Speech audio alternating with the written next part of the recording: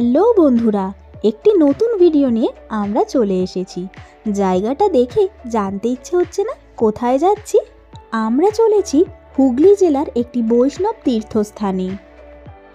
হাওড়া তারকেশ্বর লাইনে হরিপাল স্টেশন থেকে এই জায়গার দূরত্ব মাত্র 14 কিলোমিটার। কলকাতা থেকে সড়ক পথেও আসা যায়। ডানকুনি থেকে আরামবাগ যাওয়ার রাস্তায় গজার মোড় থেকে এই জায়গার দূরত্ব মাত্র 7 কিলোমিটার। হ্যালো বন্ধুরা, কেটি দ্য ড্রিমারে সকলকে আরও একবার স্বাগত। আজকে আমরা চলে এসেছি হুগলি জেলার জাঙ্গিপাড়া থানার অন্তর্গত আটপুরে। সেই আটপুরে শ্যামের পাট বাড়িতে।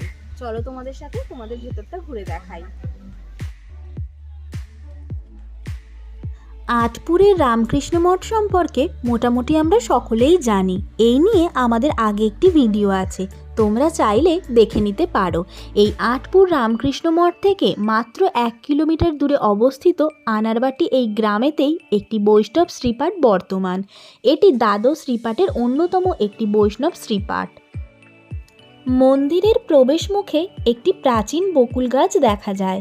গাছটির ফুল হয় কিন্তু ফল হয় না।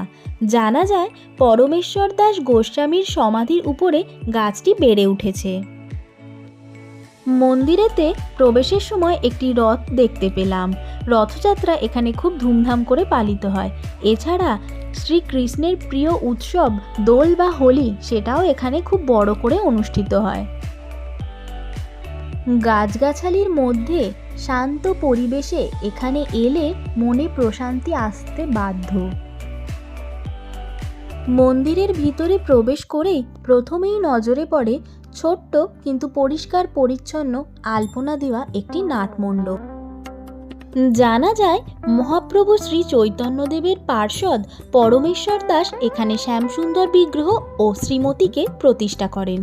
বিগ্রহটি প্রভু নিত্যানন্দ দ্বারা সেবিত। এখানেই গড়ে উঠেছে শ্রী শ্রী শ্যামসুন্দরজিউ মন্দির, অর্থাৎ স্থানীয়দের কাছে যেটি শ্যামের পাট নামে পরিচিত।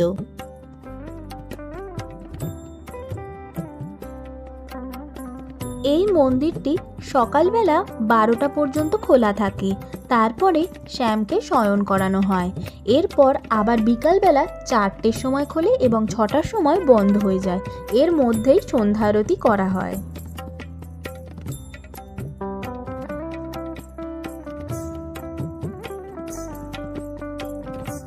এই নাট মন্দিরেই প্রতিদিন সন্ধ্যায় হরিনাম সংকীর্তন হয়।